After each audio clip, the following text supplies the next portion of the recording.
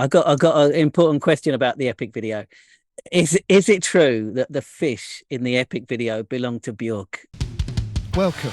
We are Neil, Luke and Dave. 340 somethings, reminiscing on the runners and riders of 90s guitar music.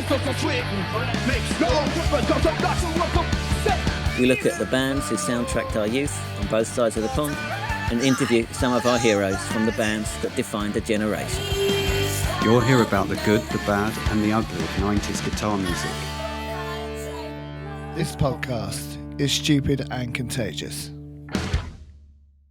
All right, welcome to episode 3 of the Stupid and Contagious podcast.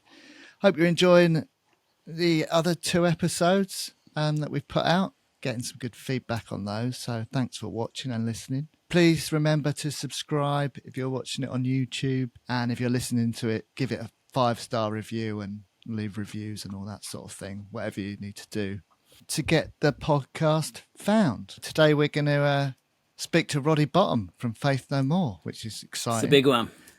Yeah. So, Luke, for anyone who's listening and watching who doesn't know, give us a little bit of a rundown on the history of Faith No More. Well, first of all, I mean, how would you even categorise what Faith No More sound like? You can't. Right? Well, we talk about this in the interview a little bit, right? I mean, they were I think they started off like an art rock kind of band, but then they were, some saw them as a metal band. Were they a synth band? Were they a alternative indie band? Were they a rock? What were they, right?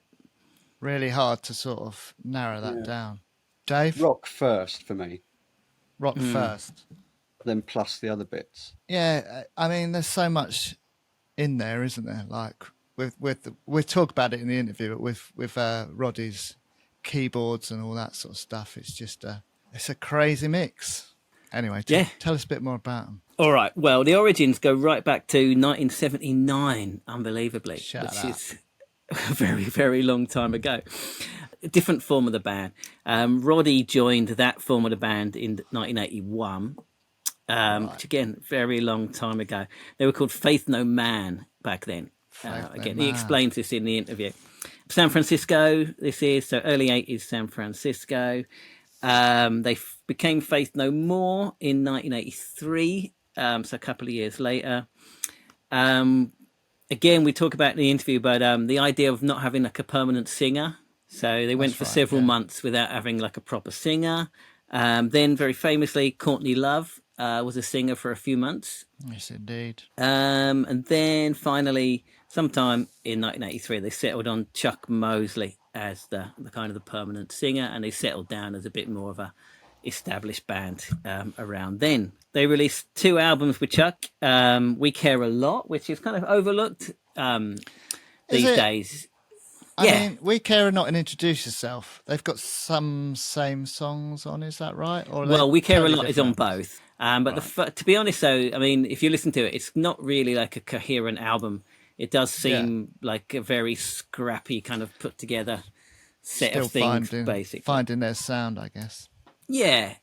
So it's kind of understandable that it's overlooked. So then Introduce Yourself came out in 1987 and gave them a couple of kind of semi-hit singles with a re-release of We Care a Lot. I didn't realise, but those 2 songs, We Care a Lot and Introduce Yourself, Roddy's got co-writing credits for the lyrics on those. Oh, there we go. We didn't ask him about that, but yeah. I didn't know until I looked into it a bit deeper. Yeah. Well, the classic lineup is basically Mike Bourdin on drums, Billy Ward on bass, Jim Martin on guitar, Roddy on keyboards, and then, first of all, Chuck Mosley on vocals, and then, of course, Mike Patton came in. So, which is where we are in the story. So basically Chuck got fired in 87, 88. Mike Patton joined super young, like 20, 21 years old, and made all the difference. I mean, Chuck Mosley was also a great frontman, and I love his vocal as well, Chuck Mosley. I love that Introduce Yourself album. I think it's great. Totally different to the next one, but I still thought exactly. It was a really good album. Same. It's interesting, like Roddy talks about it a little bit, but the idea of replacing like a kind of a weird looking black guy with like this ridiculously good looking white boy, 20 years old, white boy. And then suddenly they became, super popular. I think there was definitely a connection in that, I think that transition happened in between when they were recording the real thing. Is that right? I think that's what he says in the interview. So they were already, I think they were already recording the real thing when Chuck Mosley left and Mike Patton joined. And I think they were getting some of the songs ready, but yeah. Yeah. Real Thing came out in 89. Epic came out January 1990, and basically Faith No More just went massive after that. Big tours with Metallica, Guns N' Roses, which we'll talk about in a minute. When we saw them, so basically they're like a huge stadium rock band, and what they did is follow it up in 1992 with Angel Dust, which is like an insane album, and basically self-sabotage himself. It was a brave move. Paid off, but it was a brave move. Well, it didn't, because I mean, I think like financially it didn't. They could have made another stadium rock record, but they didn't. They made like a weird, I don't even know what it is, like a weird art rocky thing. One of the problems with that album is most of the songs you couldn't play on the radio. Yeah. I mean, they were too weird. Yeah. Well, weird and a bit of swearing in it. Yeah, it wasn't very radio friendly, a lot of it. Obviously, you had Midlife Crisis, which is a great song. After that, they then turned around and followed it up with a cover of Easy, played completely straight, not trying to make it weird or anything, done completely straight, and had the biggest hit of their career. It's a good cover, but it's not them, is it? It's definitely not anywhere near my favourite track from them. What is your favourite track? Epic, probably. That's probably one of mine as well. I think I prefer the Real Thing album, to be fair. Angel Dust is my favourite album. Although, if I had to pick a favourite track, I'd probably go for Edge of the World, which is on the Real Thing. That's such a fucked up song. If you ever listen to it, if you listen to it, it's got like Roddy's got this like beautiful piano kind of thing going on, and it sounds like this kind of like waltzy kind of lounge number. But if you listen to the lyrics, it's about like a paedophile and shit like that. It's like a really fucked up song. Yeah. Really? Yeah. Hey little girl, would you like some candy? All that kind of stuff, man. It's like a fucked up song. But again, that's perfect. That's perfect Faith No More, right? That contradiction, So we went to see them on. I haven't finished the timeline, man. Are we? Come on, then. No. What do you want to do? Do you want to? No, go on. Let's. No, do the fucking this will follow the time. No, this will follow the timeline if you talk about it now. Go on. No, just do the fucking timeline. Fucking hell. So they had a couple more albums after that, basically. With diminishing returns, basically King for a Day, Fool for a Lifetime. In 95, and an album called Album of the Year in 97. To be honest, I'd stopped listening by then. Although a lot of fans say King for a Day is a good record. I'm not particularly. I don't particularly agree. Roddy basically didn't have any input in those last couple of albums, and I think it probably shows. Did he not? Although by this time he was working on his new band Imperial Teen, and they were like an indie pop kind of band, really good. Yeah, I think the band, although Faith No More was still together, I think they'd have splintered off into their own projects as well, hadn't they? So Mike Patton had been doing Mr. Bungle before he joined Faith No More. He'd been doing that since early, mid 80s. So Roddy had a band Imperial Teen. They're still going, I think. They've released like 6 albums since like 95. Really good, like indie kind of pop music focusing on queer themes, obviously, which a lot of people weren't doing at the time and still aren't doing now. Yeah, if you think about it, that was sort of 30 years ago nearly, I guess. Yeah, exactly. Exactly. And especially the whole kind of scene was very kind of macho, right? Yeah. So for Roddy to even come out, well, he was never in the closet. It's just I heard him talk about it, and he said, I wasn't in the closet. No one talked about it. No one asked me. Yeah, no one spoke about it. Yeah. So he spoke about it in like 93 in an article, and he didn't make a big deal of it. But yeah, he made it a big focus of Imperial Team. So they broke up in 1998. basically. Reformed in 2009 and played some festivals. Had a comeback album in 2015, Soul Invictus, which is an amazing album.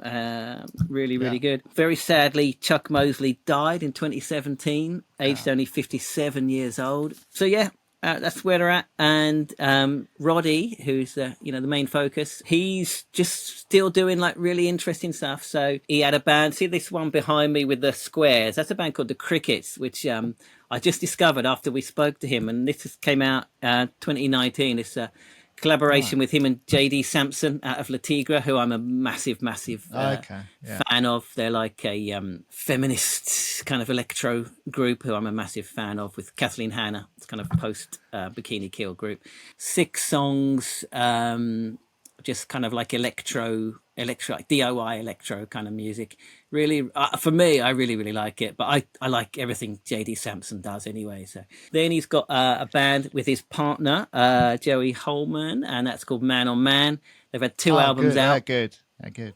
Both of them are really, really good. And the new album just came out last month. I picked it up. I think it's better than the first. Final track on it is it's got Jay Maskis playing guitar on it, and fuck off. What's the music? What's that album like? Again, it's kind of like, I would call it like indie, electro indie. Like, So he's still on the keyboards. He's still on the keyboards, but there's quite a lot of guitar on it. Both albums really good, especially the new one. Really, really good. Yeah. That's Roddy. That's Faith No More. So yeah, we saw them live, Wembley Stadium, June the 12th, 1992, I believe. It might have been the 13th, but around that time. I think it's the 13th. I don't want to. Could be the 13th. Yeah. I could be a day out. You're right. But it was. Sounds right. 31 years ago. So. But yeah, so they supported Guns N' Roses. It's fucking good actually, because it was Guns N' Roses, Faith No More, and Soundgarden. You'd never get that again. Those 3. Well, especially not Soundgarden. Why are they dead? Well, not all of them. The main guy is. Is he? Oh no. Yeah. Recently, Dave, just pretty disrespectful. He don't care. I know he doesn't. I'm not even sorry. Anyway, sorry, Neil. That was a shame. That was a shame. Chris Cornell. It was. Great voice. Yeah, so we saw them supporting Guns N' Roses. I'd only really heard Epic, to be fair. Oh, really? I was a massive Faith No More fan. They were like my number 1 favourite band for like 2 whole years. That's a long time. I know. Band. Yeah. Good gig-wise, but when they played, they were fucking brilliant. They're top of their game, I guess. Like Mike Patton was all over the stage, jumping on the speaker stacks. I just remember, not speaker stacks. So what he did is he somehow managed to jump from the stage. Now they have like the big screen, and underneath the big screen there's like a platform, I guess, to stop for the light. I guess he somehow managed to jump from the stage onto that platform underneath the big screen, and he was kind of like banging on the screen and jumping around, and it was it's incredible. Perhaps he did parkour as a hobby. He might have invented it. Yeah. I don't think it didn't exist back then. I tell you what, if he didn't invent parkour, if he didn't do parkour as a hobby, he probably should. He'd be good at it, wouldn't he? He obviously had no fear. Maybe now he's a bit older, he might not take so many risks. You're right. He invented parkour at that gig. Also, I mean, shout out to the Live at the Brixton Academy album. To me, it's my favourite live album. Brilliant. I'm not a fan of live albums in particular, but it's just incredible. Isn't Mike Patton wearing some weird? Is he wearing? I'm sure he wears something weird in that. Is it? I'm sure he's wearing like cycling shorts or something. That's Axl Rose, man. White cycling shorts. Yeah, I know, but I thought Mike Patton might have done it. The kilt is Axl Rose as well, isn't it?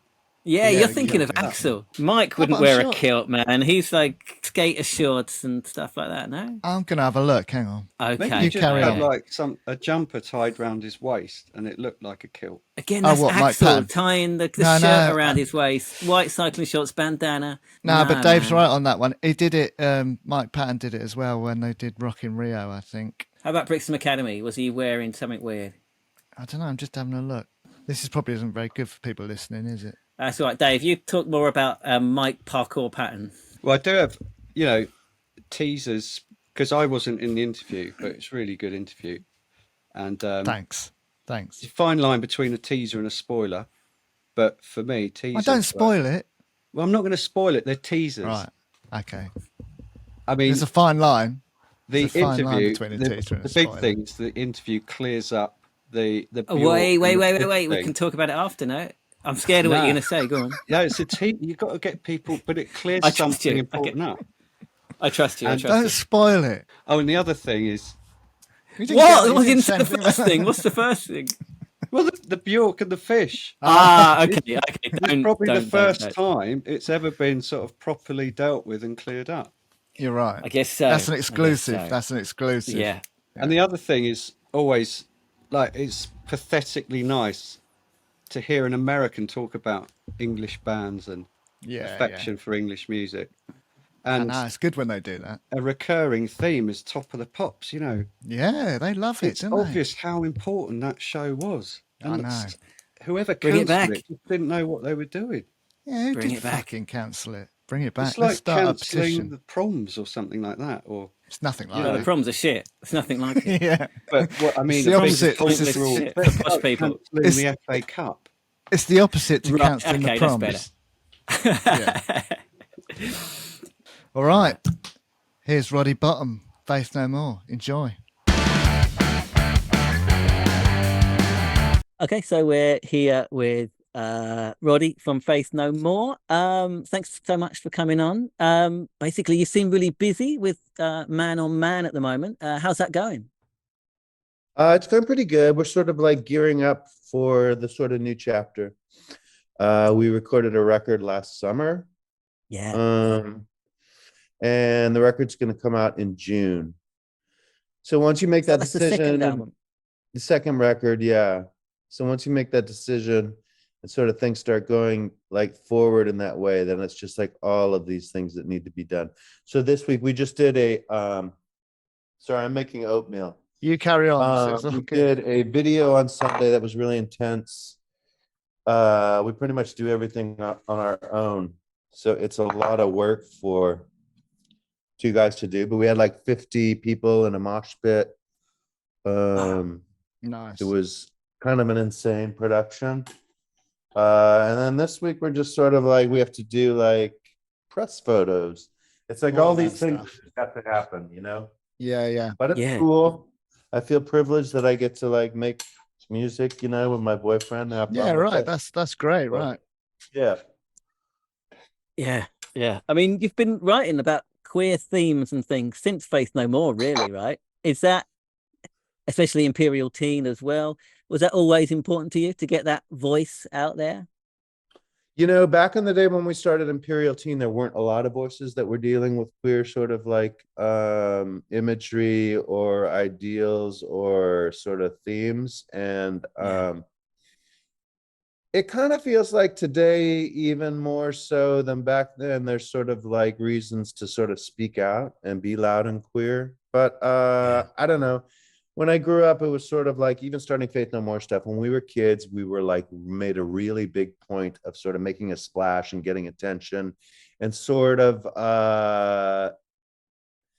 bumping against the grain, sort of. And I guess that's sort of my queerness, and where I go with that is sort of an extension of that. Like as a kid, like what I used to do for attention. Even with, you know, Faith No More, we were really loud and proud in our differences. And I've kind of always been that way. And I guess it got a little more politically motivated when we started doing it like in a queer sense with Imperial Teen, and now with Man on Man. It feels like there's a little bit more of a political stance, but okay, so can you take us back to the beginnings of Faith No More? So it's early 80s San Francisco, is that right? Sure, yeah. I think we started in like I moved there in 1981. It's probably 1982, 83. I think we started doing stuff. I've got this kind of obsession with the concept of decades. You know, how they don't really start and end at the beginning of the decade. Do you think it's true that like the 80s didn't really get going until like 83, 84 when you were starting putting stuff out? Did you feel that? Interesting. I think it's different for everybody, you know, like where people were at the beginning of the decade, the middle of the decade, at the end of the decade. Yeah, I don't know. Style stuff sort of came into the 80s. It feels like mid 80s. I don't know. Yeah. 1981 was like a weird time for me. Like I graduated from college, I mean from high school. I made that decision to move up to San Francisco. And for the first time, I was living by myself, living with friends, like sort of like, winging it on my own. Like I didn't have any support, really. I mean, I had support, but just like financially, I was on my own, and that was something new. And that sort of spawned a whole sort of like chapter in my life. That was the 80s for me. I don't know. It was a stylistic sort of thing in San Francisco at the same time too. Like stylistically, what was going on? Like it felt like scrappy punk rock had just sort of like peaked a little bit, and we were sort of segueing into like a new era of like what happens after that. So how did Faith No More come about? Where did you meet the guys? Billy and I were friends. We went to grammar school together. We've known each other since we were like 10 years old. Right. And we both moved to the Bay Area at the same time. Bay Area is like San Francisco and the East Bay. Billy went to Berkeley, and I went to San Francisco State. Yeah. And we both sort of like had, moved up there and had, our friend group and started going to shows together and doing stuff together. And then at one point, Billy was across the bay and he moved over to San Francisco, and we all got a place together. Billy, myself, maybe 3 other people in a big Victorian flat in San Francisco in the Mission. Nice. And in that flat, we sort of had a 4-track recorder, and we started to just record things, just bunch of us together. Just the concept of sort of recording things and having headphones and sharing the headphones and just adding things on top of other things. Like someone would lay down a drum track from a drum machine, and then we'd add like an electronic bass. We just started to collect different instruments and sort of like things in that way. And in that mix, Billy was sort of in Berkeley, and he had joined a band over there called that they called Faith No Man. Okay. He met Mike Gordon, the drummer over there, who was also going to Berkeley. He and Mike started playing with this guy, Mike Morris, who had started this band, Faith No Man, and with another keyboardist named Wade. And they started this band and wrote songs and stuff, and they were a band. The rest of us were super supportive of that band, and sort of like, they became a big part of what we were doing. And I don't know, maybe some months in, for some reason, Wade, that keyboard player, dropped out. He didn't want to do it anymore. So I stepped in as the keyboard player, and we started doing music together. And it was sort of like more sort of driven by that guy who started the band. And I think at one point, Billy and Mike Gordon and I kind of rebelled and said we didn't really want to follow that man's vision anymore, and we kind of wanted to just do our own thing, and we did. So we changed the name of the band to Faith No More and just started doing our own sort of conceptual shows. I read something, I don't know if it's true or not. So I read that like your early shows, you didn't really have a singer, so you just sort of had a mic on stage and anyone could come up and sing, but that might just be bollocks. So I'm just No, it's kind of close to what we did. We sort of like it was a real point in which we had to sort of like separate ourselves from other bands who were doing, shows. We wanted to prove, we had a lot to prove, like we were different. So we sort of set about like making our shows sort of like, we called them more events than just shows. And every show that we put on would be, we wanted to do, like, the original intent was to write different songs, have a whole different performance sort of thing, and a whole different presentation for every show that we did. And that meant switching up singers every time. And so there is some truth in that then. Yeah, for sure.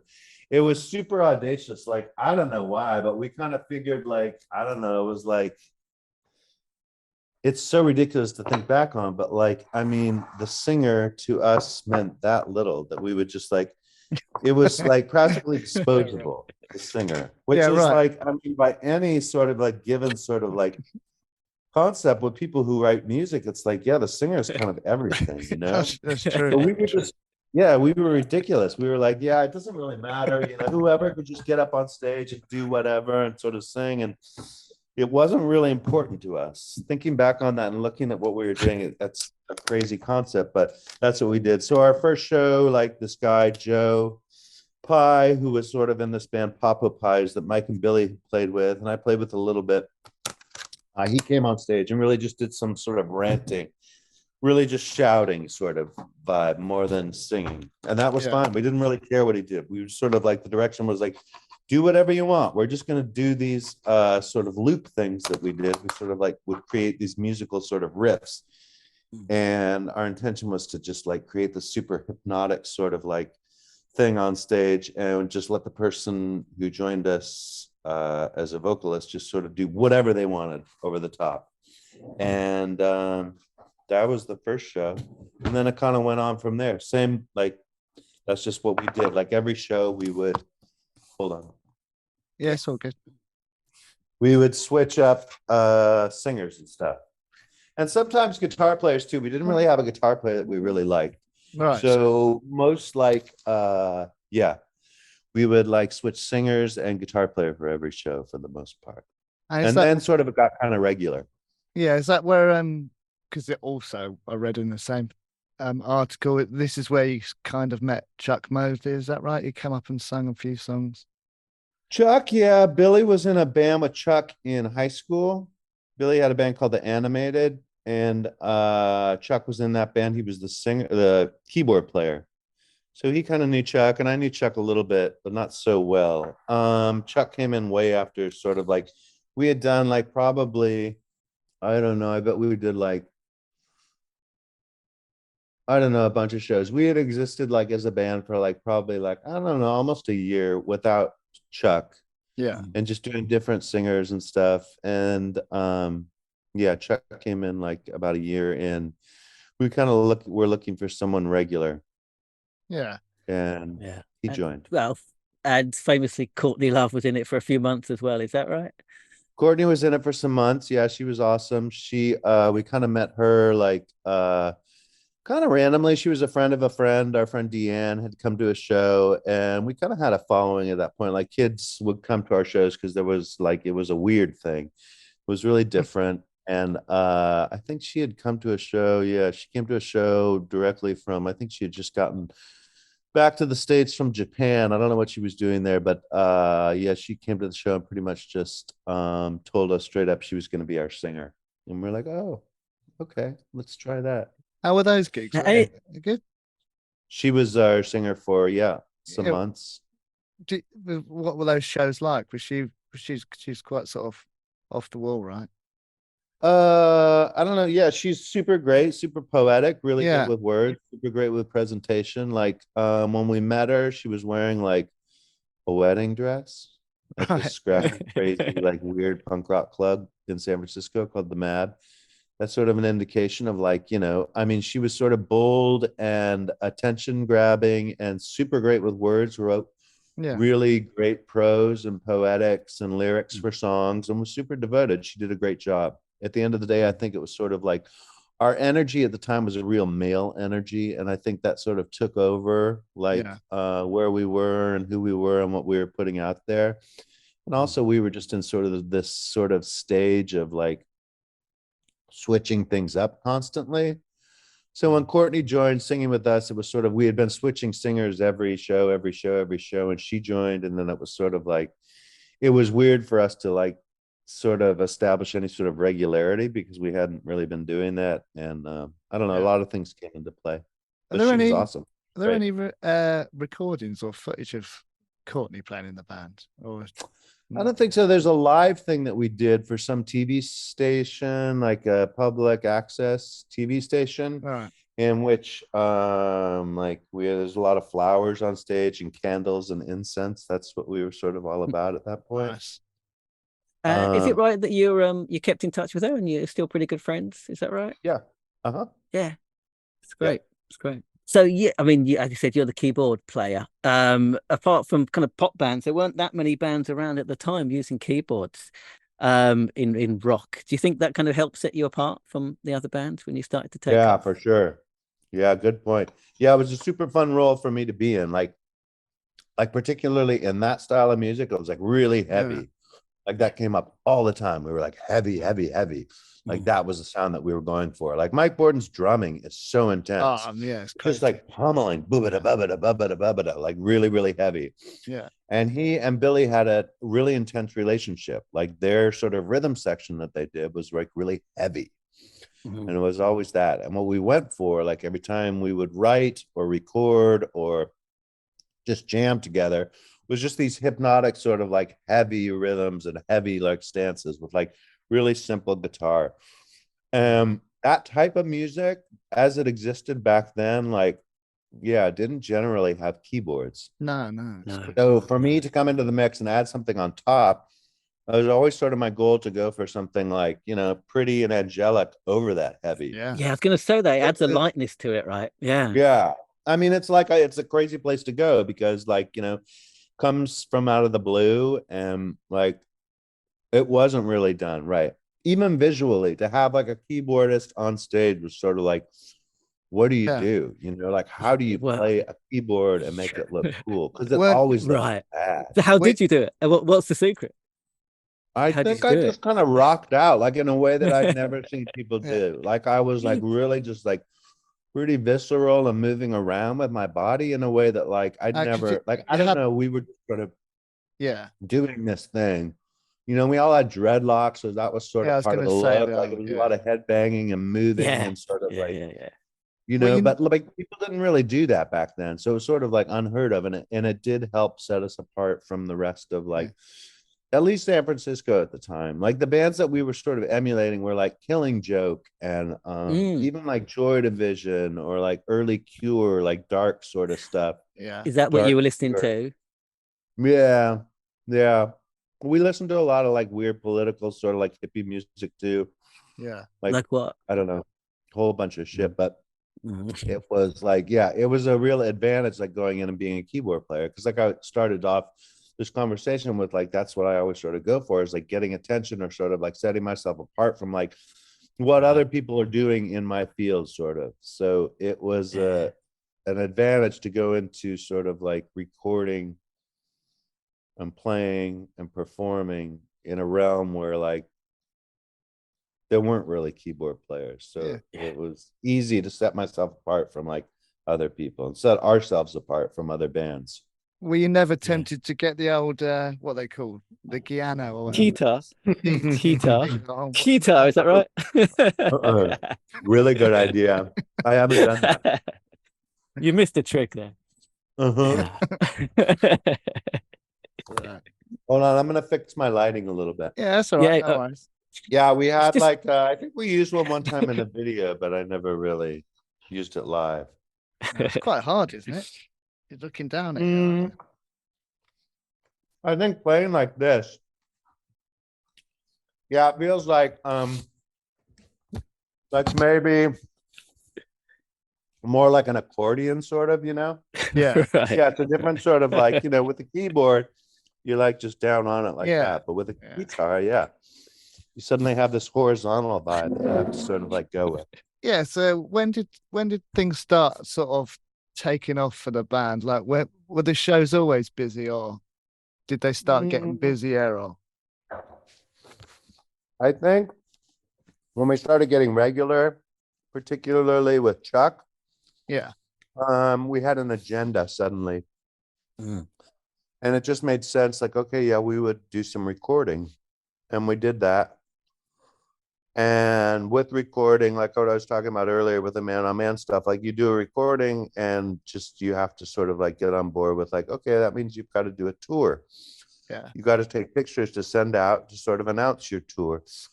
You have to write a bio that talks about the band and sort of like sets out a credo that you can send out to people. So there was a sense of regularity that sort of kicked in when we started with the regularity of like performing with Chuck and creating our first record.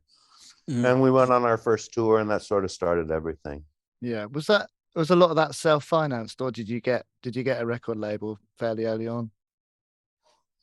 It was all self-financed, at least for the first, like, I don't know, 3, 4, maybe even 5 years. Oh, really? 3 or 4 years. Yeah. I mean, self-financed in that, like, yeah, we had to sort of, like, when we did our first tour, we traveled around in this like 66 Dodge, I think, that we bought. Like, I don't even remember where that Dodge came from, but we scrapped our money together and we went out on tour, and we gave ourselves each, there was 5 of us, 6 of us in this little truck with a trailer, and we gave each other $10 a day to live. Wow. Which Not isn't bad. very much, back then it was more than it is today, but like we'd have that, and then we get to the club, and there would be loaves of bread and peanut butter that we'd sort of like hoard and like stretch and make work. Yeah. And then a lot of times we'd just have like canceled shows, or like, we'd run out of money, and we'd have to whittle down sort of our amount to like $4 a day or something like that for each of us. Yeah. But we did that for, a long time. Then we'd come back from tour and have nothing. So yeah, I mean, self-financed for sure for a lot of years. It was a long time until anything made any money. Yeah. Did you feel that you were building something when you were doing that? Did it feel like something was worth it at the time? I mean, I think like at that age, it's super sort of, I mean, I was only focused on the sort of here and now. I wasn't really thinking a lot about building anything. And it always felt a little bit ridiculous that what we were doing would become popular. Yeah. I mean, I'm not going to say that I didn't believe in it, but I'm going to say I didn't really believe in it. I mean, I believed in what we were doing. I really loved like what we set out to do. And it was like super adventurous and provocative. I loved that about it, and weird and really different from like anything that other people were doing. And I loved that about it. Like we had a real sense of like surprise and sort of volatility and weirdness that just like was super different. And I was really proud of that. But in that same sort of like breath, I never thought that like general masses, like people could get on board with what we were doing. It just felt, it felt too weird. It's like, how could anyone like this? I loved it, but I'm a weirdo, and we were all weirdos. It just didn't make sense that other people would like it. So in terms of like goals and stuff, all I was kind of doing was sort of enjoying the here and now, honestly. Yeah. So when Mike Patton joined, what was the impact of that? It was more an impact of like losing Chuck for me. He was a really good friend at that point. So when we decided to part ways with him, it was just sort of like, it kind of was what had to happen. It was sort of limiting. Like it was limiting in terms of like what Chuck offered vocally. I love Chuck, I love friends. those Chuck Mosley albums. He's so special and so like different. Like, and he was part of like what I was talking about. He was like the ingredient that made it so weird, and he was just like this character and like so awesome and such a great presence. So when we lost him, it was sort of deflating for me. It was like, oh my God, like what do we even do at this point? It didn't feel like there was a future, honestly. But then Mike came in, who is so adept, and he's so sharp and so good with like, he's such a great singer, and he's such a good ear. And but he was super young, right? What's that? He was super young at the time. He was a lot younger than all of us, and that sort of set up a dynamic too. Also, the fact that he was from a small town, like up at the top of California. Eureka, is that right? If I remember right. What's that? Eureka, is that right? It's something like that. It's called something like that. I think it's Arcadia. Arcadia is, but at the top of California. That was sort of part of it too. He came from like, he was like a young kid from a small town, and we all lived in San Francisco, and we've been touring and making music, and we had a little sort of a one-up on him in terms of like life sort of like experiences and stuff. But what he brought to the table was remarkable. Like we had these songs that we had been writing for a new record that like even Chuck had been sort of singing on or creating stuff for, and we just sort of wiped that all clean. And Mike came down for sort of, I guess you would call it an audition or just to meet and sort of like see where things would go. And we recorded him just doing some singing stuff over these songs that we were creating for the new record. And it was like automatically, it was like, whoa. Yeah, he's got an insane range in his voice, hasn't he? He's got like, yeah, insane range and just sort of like a songwriting sort of like vibe that we'd never had with Chuck. And all of a sudden it was like, whoa, this is really different. And it was exciting. So that, I guess that's when you were sort of putting Real Thing together, is it? Around that sort of time. Yeah, I think so. Yeah, Real Thing. Yeah. Yeah. And then when did you first go over to the UK? Because I think you're always more popular in the UK than you were in America. Is that right? Yeah, for sure. Yeah, UK was like way more embracing than the US was. We went over there with Chuck initially. I guess we recorded like, oh yeah, The Real Thing is actually our third record. We recorded a record We Care a Lot for more than records. Right. Yeah, you just, and then the second above record my was head. Introduce Yourself. Yeah. That second one, Introduce Yourself, exactly. Yeah. That's when we went to the UK for the first time. And sort of, it's I don't know, it was like way quicker to sort of reach people in the UK. It seems like a smaller sort of like geographical region. Yeah. And also like kids like really treat music seriously there. That's what we found, which I'd never seen before. Like we were that of that ilk. Like we we were so into music. Yeah. But it's kind of rare in America, you know. I mean, we didn't have like generally I always sort of compared to Top of the Pops. Yeah. Right. Which, you know, the UK had at that point, and it was like, you know, there were weird things on Top of the Pops. Yeah,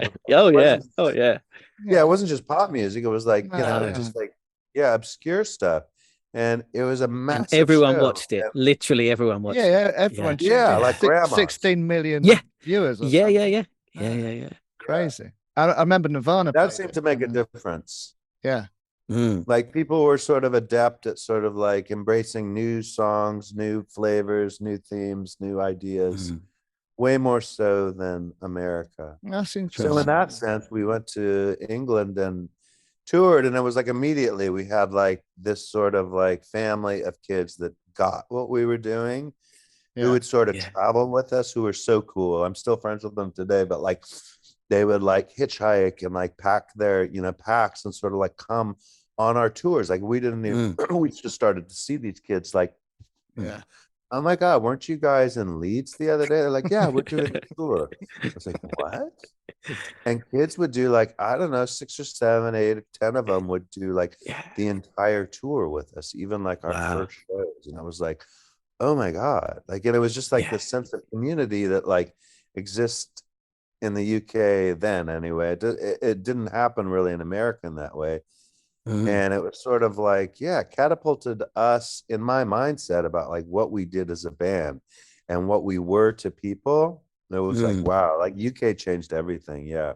Wow. And also it was sort of like this sense of like, America didn't get it. Like we toured and toured and toured and toured. And, you know, people would come to the shows, but it was not at all like the UK or Europe. That's cool, man. That's cool. Yeah, that is it was really cool. For a young band, it was so flattering. Like all of a sudden, it was like, oh my God, like these people get us. Yeah. So when did things sort of started going a bit crazy for you guys? Was it Epic? Did that change everything? I guess it was it? I think so. Like it got really big in the UK and big in like Europe. And we would have like, you know, sort of sizable family of people that would come and see us. And then we go back to America, and America was like sort of like, didn't get it for a long time. Still, even after that. What's that?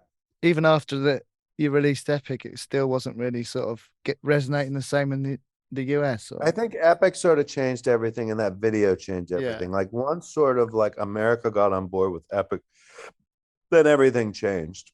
And then it sort of leveled out. Like we were super popular in the UK and EU and not in America. But then once MTV America started playing that Epic video, then it sort of balanced out. And then we're like, we became like a lot more popular. I was going to say, you were kind of the tail end of that whole MTV generation, right? The videos were still super important to break a band. Yeah, probably. I think we were stuck. We were right in the middle of it. Like even after us, videos were so important. Because I remember I've got that. Is it Video Croissant? Your little compilation. Oh right, I've got that on VHS somewhere. You made some great videos, right? I got an important question about the Epic video. Is it true that the fish in the Epic video belonged to Björk? No, I don't know how that ever started. I don't know what that rumor is about. I've seen that on the internet too. I don't really understand that. I read it in a real book that was printed in pages. It's not true. It seemed utterly ridiculous. Yeah, absolutely ridiculous. Why would Björk have a fish? Why would Björk have a fish? Right? Like her fish. Oh, according to the story, she took it to a party at your house, and it was stolen. My personal house. She took a fish to your house. That's what happened. Yes. Come on. Right? Nothing. Like I was a fan of Sugar Cubes and Bjork, but the rest of the band, I don't think. Like it's funny. Like no one like. I remember like playing debut on the tour bus, and everyone was like, no, and I was like, this is fucking magic. Good record. And no one else in the band was even like. It wasn't a Faith No More thing. It was a Roddy thing. I mean, she was after the fish incident. They probably she was a bit of a weird one herself, right? Still is, I guess. So that's not true then. No truth. No, disappointing. Okay, it's good to know though. It's good to know. Yeah, a lot of those videos were. Was it still when you had like big budgets to make videos back then? I guess you were still. Yeah, pretty much. I mean, it's like I can't remember what the actual figures were, like how much we would spend. But once we made the Epic video and it was as popular as it got, then it was sort of like whatever we wanted to spend, we could. Yeah. And I don't know, just more out of sort of like. It was convenience more than anything to like spend a lot of money. Like we'd have to just sort of like pinpoint a date in which we could make a video, and amidst the touring that we were doing and schedule wise, it was just like, we would make expensive videos, which is insane. Like now today, that's not done. Yeah. We made our Man on Man video for so cheap. We did it all by ourselves, and we borrowed a space and got extras to come for free and spent like zero money. But back then it was like it looks great. Hundreds of thousands of dollars spent on videos that were like Did you enjoy that process? Yeah, I did. I thought it was really fun. Like I went to film school when I was in San Francisco, so it was sort of like something that I had always paid attention to, and I like to watch the fruition of like things visually happen. At some point it became more of a sort of like just on the conveyor belt of the things that we were doing. We were touring. I have to make a video on this Saturday, and then Sunday play in Philadelphia or something like that. And it got to be sort of like a little more run of the mill, but in a perfect sort of setting to be able to collaborate with a filmmaker, a director, and talk about concepts and get like a look down. And what we were doing was, super rewarding. It's so fun. I love it now. It's so fun. Yeah, it's definitely part of the process. You were talking before about being weird, which you definitely were. I'm always interested also the fact that you seem to like appeal to lots of different kinds of groups, right? And be credible. So like the metal kids thought you were a metal band. We were kind of like indie grunge kids. We thought you were our band. Even people that just listened to the charts, they thought you were cool. How did you manage to do that and remain credible with everyone? I'm not sure, like sort of we were credible with sort of the music with the metal people, I think really initially because Metallica sort of embraced us, Our guitar player back then was Jim Martin was his name, the guy with the like long black hair and red glasses. And he was super good friends with the old bass player in Metallica. His name was Cliff, who passed away. And even in our early shows when Jim joined the band and we would perform, like we got this sort of like acceptance from Metallica. And then I think at one point, like James, the singer of Metallica, wore a Faith No More shirt, like on the back of a Nice. record. And so it was like Okay. this instant, I've credible seen sort that of picture. thing. I've seen that Yeah. picture. I I'm saw it gonna the other check day. my actually. Metallica record. Yeah. Yeah, no, yeah. It was like on that Garage Days record. Ah, I yeah. think. Yeah, I remember. But I don't know, so weird. Like that was another one of those instances where I was like, what? Why would these people like our music? Like I tended to like Metallica. It wasn't where I went like as a like a music like lover, but I could get on board with it. But it was just crazy to me like that these metal sort of people or like people in Metallica that they would like what we were doing. I don't know why. Yeah. It was just a stretch. Yeah. So I don't really know. Like I would felt way more rooted in sort of like punk rock or weird like experimental stuff or like provocative sort of sound. And it was really surprising when sort of we got embraced by like metal people. And then that just sort of grew and grew and grew. I mean, we encouraged it. Yeah. Intentionally the or War not. Pigs Like we cover, went on right? a tour with like Guns N' Roses and Metallica. It's like, okay, so we were sort of establishing ourselves or like declaring in a super huge public forum that like we are that. Yeah. Aligning Even though yourself. like I didn't really like we did everything in our power on those tours to sort of separate ourselves and let everybody know that we were different. But it was a weird straddle, you know, like, I mean, I think a lot of kids turned on us when we lost Chuck and like, oh, they're kind of sellouts. They're more metal now. They're more, but I don't know. It was a lot. It's a complicated issue. Oh, really? You mean like the art indie kids turned on you? I feel like, yeah. There's a definite, I mean, there's a camp of people that were sort of like, you know, like, yeah, surprised by that decision and sort of like we're not behind us in that way, but that's kind of the magic of what the band was. It was super confusing. Like it was like even to me now looking back on it, it's like, what is this band? Like it's so weird. Like really the guys from Metallica like this band, but they have a keyboard player and they have like, you know, it was just sort of like it was a confusing band. And everyone looks like they're in a different band. Yeah, and it was like a lot of different things going on, and that's sort of what made it special too, you know. Yeah.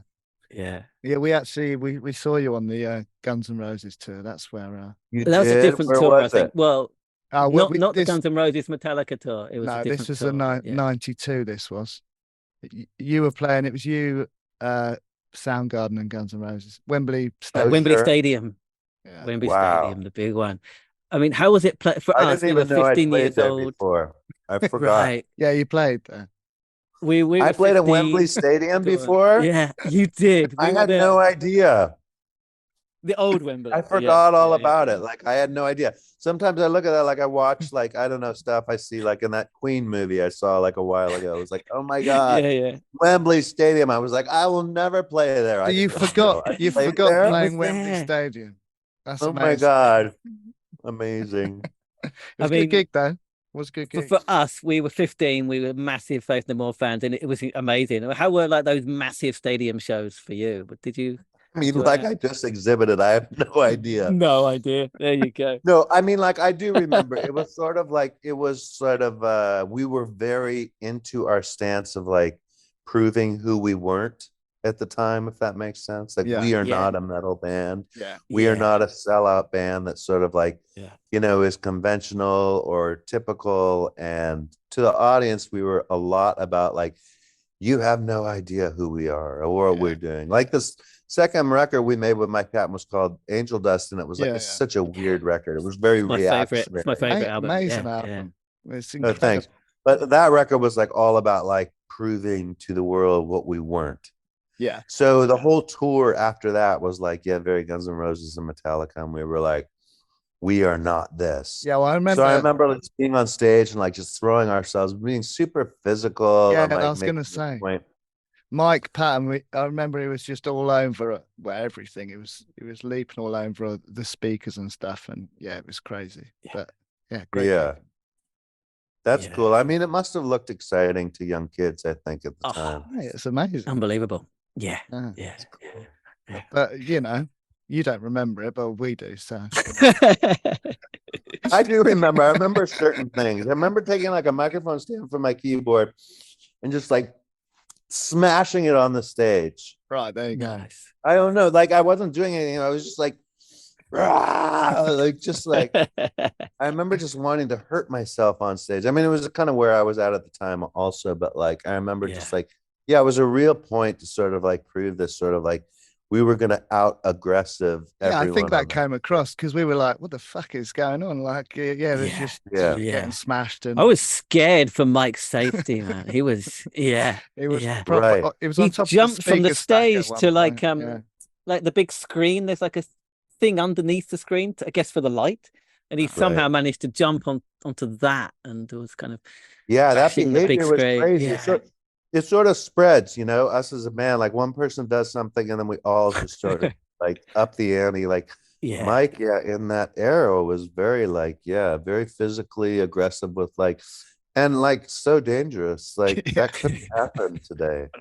No. Like, I sort of remember him like jumping up onto like those big cranes that had the cameras in those arenas things, you know, like, you know, that would go like from, you know, and he would jump up on the crane and like ride the crane.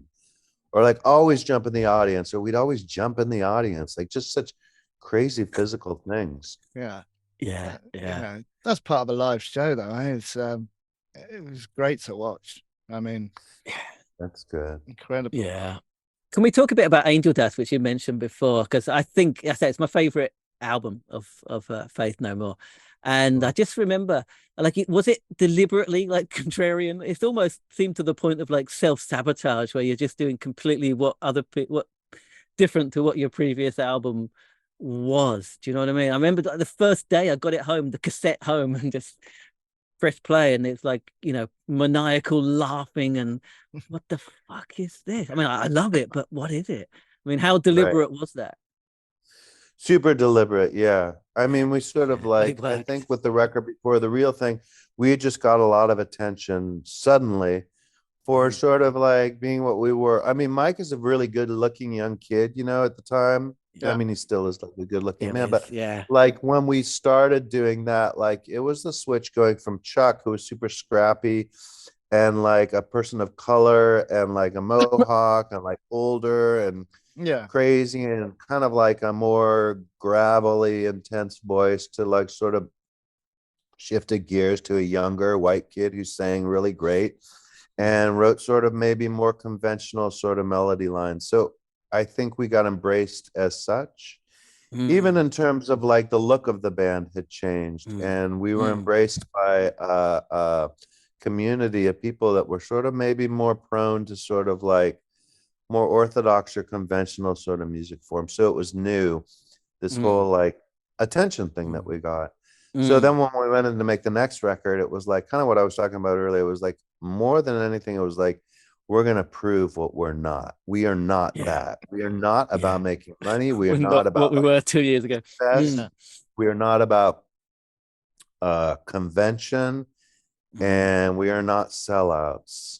And also just amongst ourselves, like we had established a rapport musically, and more than anything, we wanted to encourage that amongst ourselves. Like kind of like, I think what we tried to do mostly was go like different sort of musical directions. That was really exciting to us. Like we try like a weird like sort of bluesy song, and I always was encouraging, let's do like a really super pop song. Like that was really exciting to me. And let's do like a weird like grindcore like crazy noise song. It was all about extremes and just sort of like, you know, challenging ourselves and challenging our audience, I think. But it was super intentional. We knew going into Angel Dust that we were going to try and create something that was different and abrasive and hard to swallow. And initially, people were like, like I remember the record company was like, what the fuck? Like, guys, I remember like it's a much coined phrase that one of the record company guys came and like listened to the songs, and he was like, I hope none of you bought houses. Like, well, the fans, we loved it. So fuck them, right? I mean, at the end of the day, it was super adventurous and weird, and like people embraced it and like accepted it for what it was. So that was a super rewarding record to make. Go that far out on a limb and to have it sort of like embraced in the way that it was. That was really rewarding. Also, I love the fact that when you did after that, you did follow it with the cover of Easy, super smooth soul song, but you paired it with Be Aggressive about blowjobs and Right. stuff Touche, like that. right? Yeah. Again, Looks was that a like that's what we conscious thing? did. Yin and Yeah. yang. Yeah. So Yeah. obnoxious. Was that a conscious decision? Because you knew It that just more always people came would be up. Yeah, buying we it? always had that in our milieu is like, like, yeah, let's do like like crazy, Lionel Richie song or Commodore song. And like, it was always like that's the way that we operated. Like that's the way we would sort of like present things in the most Mm, jarring sort of fashion we could. yeah. Yeah. Yeah, Great. I mean that was quite a big hit, wasn't it? As well, the Lionel Richie cover. It was in this I country guess, anyway. I was think. it? Did Yeah, people I It think like was that so. like song? it was huge. Yeah, It was it's big, huge. big Like, over yeah, here. Yeah, for sure. Yeah. yeah, yeah, It was a fun yeah, video too, like the video of that. We used like a lot of yeah, drag queens in the yeah, video, which Yeah, sort of like felt like, cheeky and provocative at the same time. That was really cool. yeah. Remember it well. Yeah. the band kind of came to an end late 90s, was it? It all sort of 2000s. It sort of fizzled out. Was that just a natural sort of end to an era? I guess so, yeah. It was pretty natural. Yeah, Mm, I think people were like what I talked about before about people's aggression on stage, like it kind of spreads like wildfire. Like one mm. person in the band, like Mike always had Mr. Bungle that he was always doing. And Was that there a was a sort of resentment like, about that? what's that? Was there any resentment that he was kind of prioritizing it? I think so. Yeah. I mean, it's just a Mm, subtle sort of like, what are you doing? How committed are you to this when you have this other band? yeah, mm, But he had that other band, and sort of at one point, like sort of you reach a point in, we reached a point in Faith No More where we had pretty much accomplished everything we wanted to do. mm, And we could have continued down that road. mm. And I don't know, at some point people had different projects. Like I had Imperial Teen I had started, That and was already going by then, right? yeah, well, I kind of wanted to like I kind of like wanted to spend more time with that at the time. And Mike, I think like I don't know, like I said, it spread like wildfire. Like people then started having different ideas, or yeah, it's just got really complicated. So in one sense, yeah, it sort of reached its natural sort of end of like what we were doing as a band. There was resentment and stuff, and like fighting and like mistrust and Mm, stuff, but it was like sort of, yeah, I was set on the natural course of like, I mean, at that age when you're like, I don't know how old we were, in our 20s or 30s, whatever, like kind of late 20s or whatever, and making decisions that we had to make like with each other, like in that context, like yeah, all of us together, like every single day, like making decisions every step of the way it's in quite terms of intense, like right? musical decisions, creative yeah, decisions, Yeah, business decisions. yeah, um, I mean, it is what it is. It's what we sort of built and stuff, but it's a yeah, lot to ask of kids at that age to sort of do for yeah. that long. Like, I don't know, we were together like maybe 15 years or something. And it's like, yeah, at some Mm, yeah. point, like that was really taxing. yeah. And I think everyone Something. kind of needed a break from that. Yeah. Yeah. And you took a break for like 15 years or so, I guess. Yeah, a long And time. Like, yeah. no one, I would have never thought we would have got together again. Like, Is it that was not. Well, right? Soul Invictus, it's a great. I mean, when it came Good out, I album. dutifully bought it because, as an old Faith No More fan, and it's just much better than it needs to be. It's just a great Oh, that's record. cool. That's cool. Thank Yeah. you. I mean, how was it to write together again and all of that? It was kind of a lot easier than it had ever been, I think. After sort of like that long of a break and sort of the coming back together, it was really easy. Mhm. Mhm. Yeah. Yeah. Yeah. But I mean, did you play? You played Coachella, didn't you? Is that right? We did, yeah. Yeah. That was our first. I think that was the first American show that we played after we sort of reformed and started doing shows. Yeah. Maybe we played some. I think we maybe played some San Francisco shows. I can't remember. But like Coachella was one of the first, yeah, big shows that we did in America. It went down well, right? I saw it. I was watching it on YouTube earlier. It's a good It was crowd. horrible. I was It was the worst. Why? what do I For me anyway. Like it was like Coachella. Like I lived at the time in Los Angeles, and I love Coachella. It's so fun. Like I mean, like you guys get festivals in England. We don't really do that in America, and we hadn't done that. different, So isn't like it? Yeah. just the concept of a festival in America was something new. Yeah. Like there were festivals and stuff, but like few and far between. And Coachella was the first one that sort of put the festival sort of like spectrum on the map in America. And they did it really, really well. And I would always go with my sisters and my nieces and whatever, and nephews. We would like go, and like it was a thing that I was really like into. We went every year to Coachella. It was so fun. You see a million bands, great festival.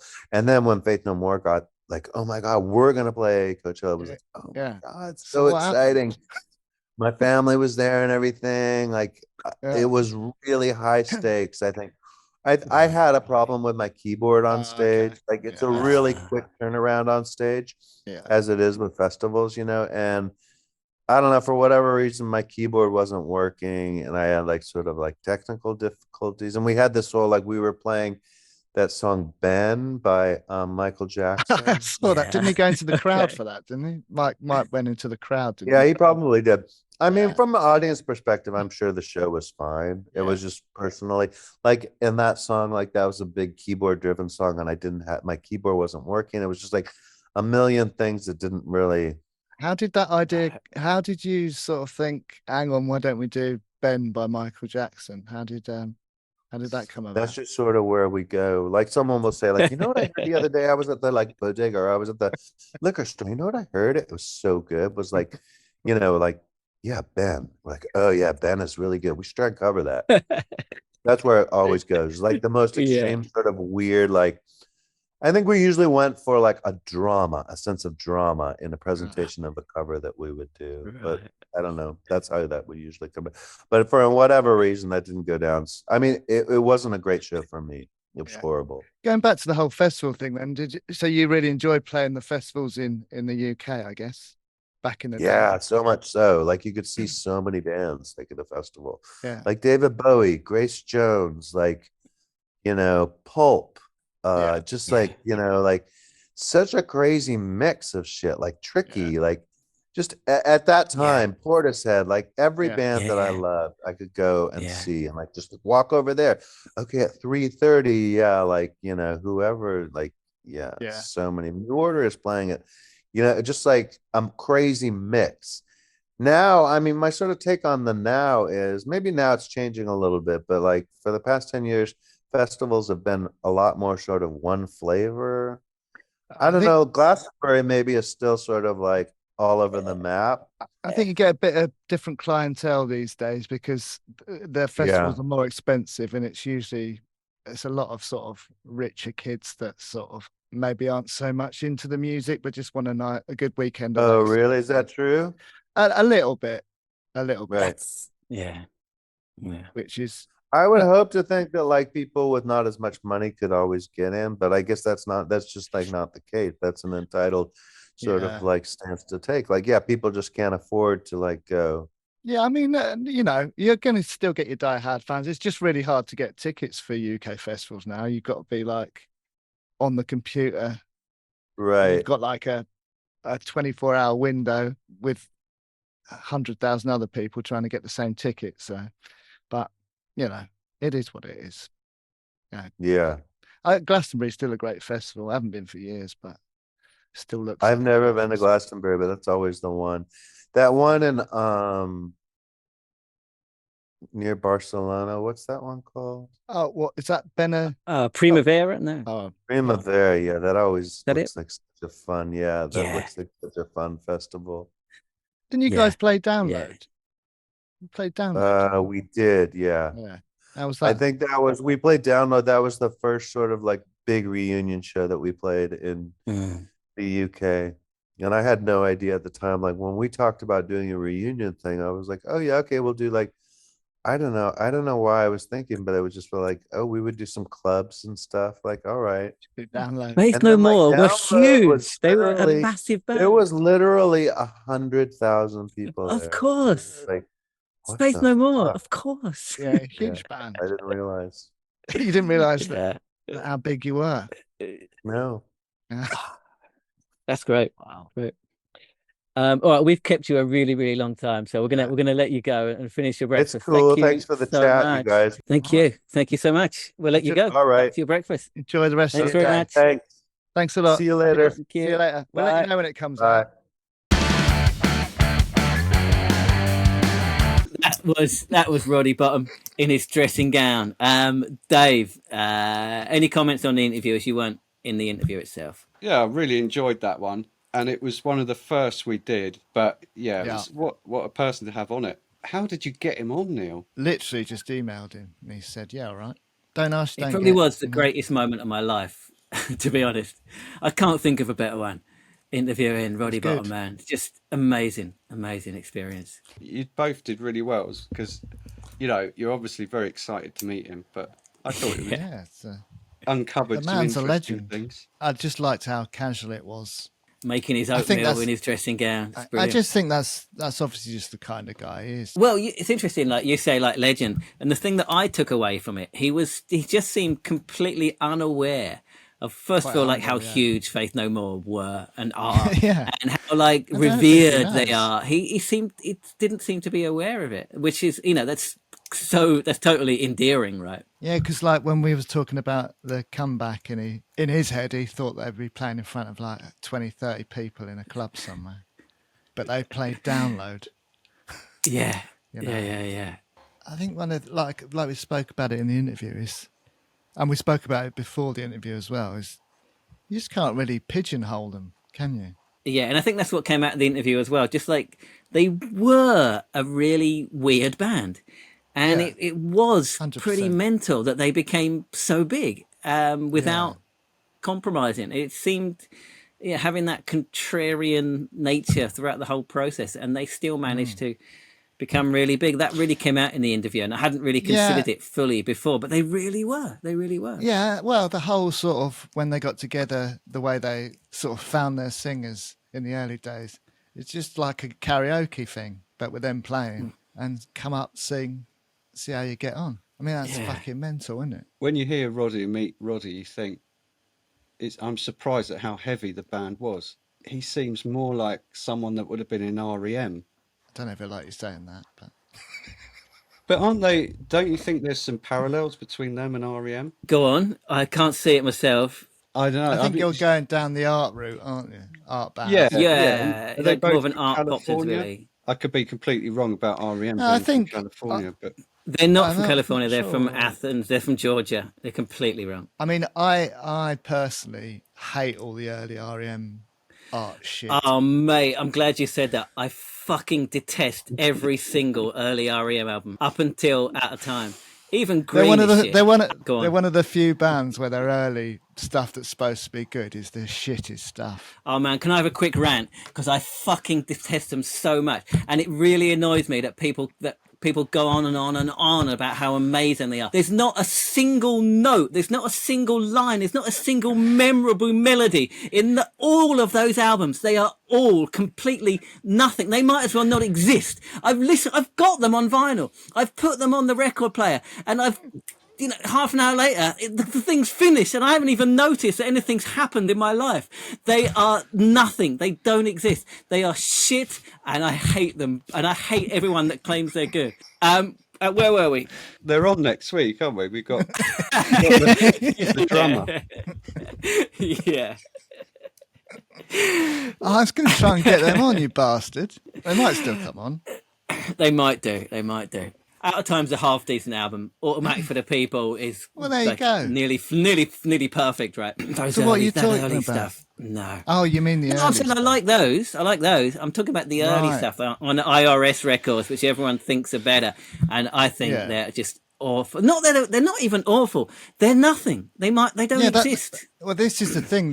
That's the reason everyone goes on about how they were together for ages before, like Losing My Religion made them massive and stuff. And the reason that it took them so fucking long is because everything was so shit.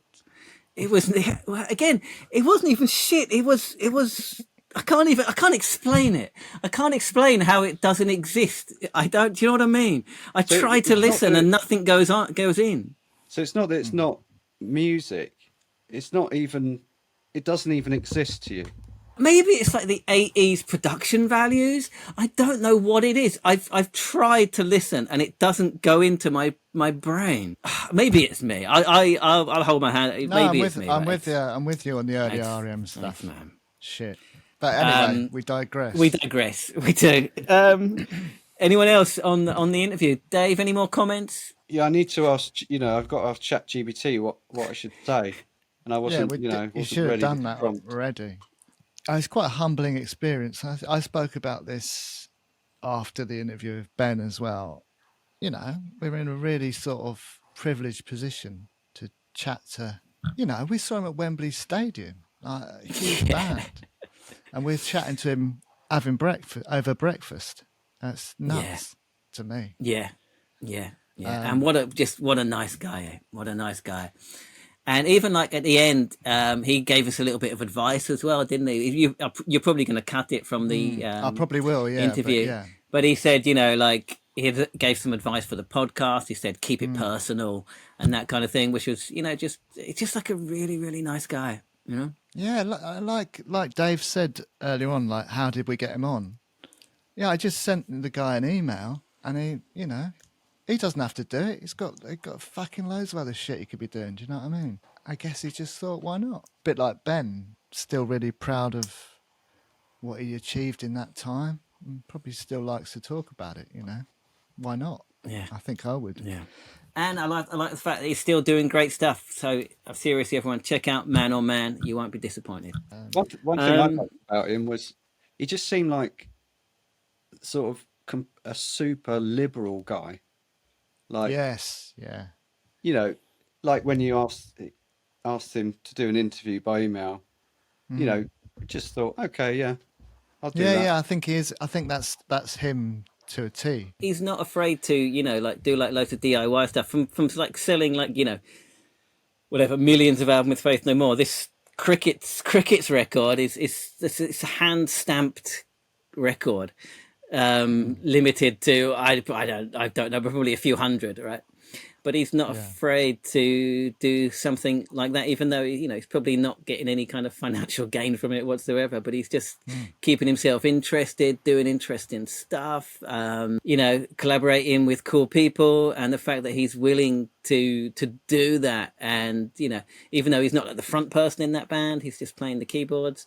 And I just really like that about him, having that kind of like underground sensibility, even after being in one of the biggest bands in the world, and I think that's a really cool thing.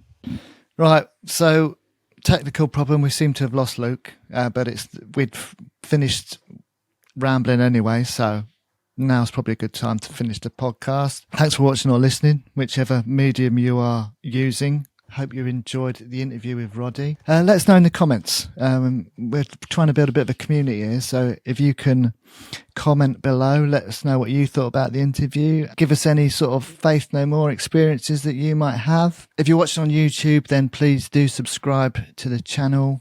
Give it a thumbs up. All helps us get found so that we can bring this podcast to more people. If you're listening on one of the podcast platforms, then give it a review. Again, it helps other people find the podcast. If you're not already, then please do join our Facebook group.